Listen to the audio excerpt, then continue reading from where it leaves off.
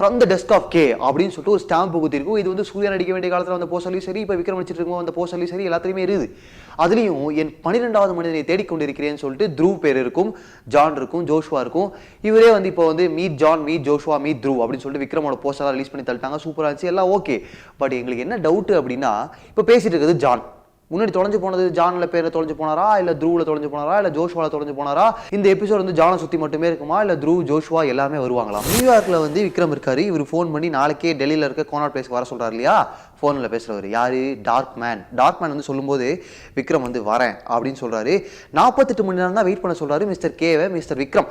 So இந்த இடத்துல என்ன ஆகுது அப்படின்னா, நியூயார்க்லேருந்து டெல்லிக்கு நான் ஸ்டாப் ஃப்ளைட் பிடிச்சா 15.5 hours ஆகுது. 15 மணி நேரம் 30 நிமிஷம் ஆகுது.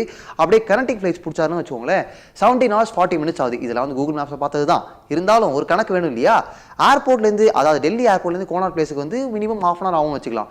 அண்ட் விக்ரம் இருக்க இடத்துலேருந்து நியூயார்க் இருக்க ஏர்போர்ட் போகிறதுக்கு அது ஒரு ½ hour வச்சுப்போம். இப்படிலாம் கூட்டி கழிச்சு பார்க்கும்போது இதுலேயே பல மணி நேரங்கள் போயிருது.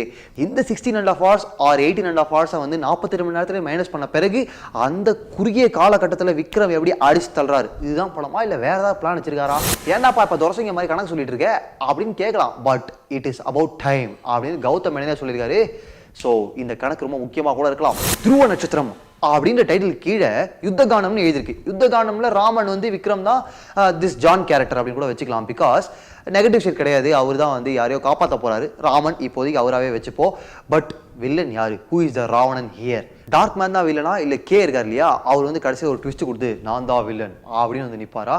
கே யாரு, டார்க் மேன் யாரு? ஒருவேளை விக்ரமுக்கு விக்ரமே வில்லனா இருப்பாரோ அப்படின்ற மாதிரி கேள்வி எல்லாமே எழுது. இந்த டீசர்ல மொத்தம் 4 வாய்ஸ் இருக்கு. ஃபர்ஸ்ட் நரேஷன்ல ஒரு வாய்ஸ் ஆரம்பிக்குது, அப்புறம் ஜான் வாய்ஸ் இருக்கு, அப்புறம் டார்க் மேன் வாய்ஸ் இருக்கு, அப்புறம் கே வாய்ஸ் இருக்கு இல்லையா?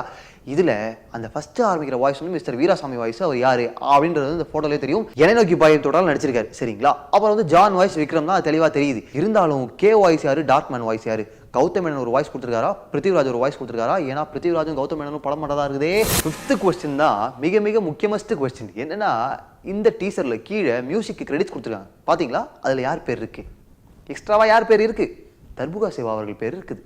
ஏன் ஹாரிஸ் மியூசிக்கு, மற்ற 2 பேர் rappers. Darbuka Siva name Y.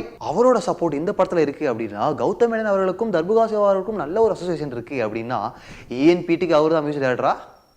இந்த 5 கேள்விகள் மாதிரியே எங்களை மாதிரியே உங்களுக்கும் எக்கச்சக்கமான கேள்விகள்லாம் இருக்குது துருவ நட்சத்திரம் டீசர் பார்த்த உடனே அப்படின்னா அதெல்லாம் வந்து கமெண்ட்ல சொல்லுங்க.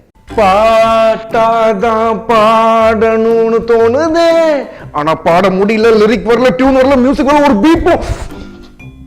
ஏன்டா இல்ல சாங்கா பாடி சப்ஸ்கிரைப் பண்ணலான்னு அப்படிலாம் சொன்னா கேட்க மாட்டாங்க. வேற எப்படி? இனிமே இந்த தம்பி இப்படி பாட வேணாம் அப்படின்னு உங்களுக்கு தோணுச்சுன்னா சப்ஸ்கிரைப் பண்ணுங்க. உங்கள் மைண்ட் வாய்ஸ், எங்கள் வீடியோக்கள். என்ன நீயும் சொல்ற? கம்பெனிக்கு, நம்ம கம்பெனிக்கா?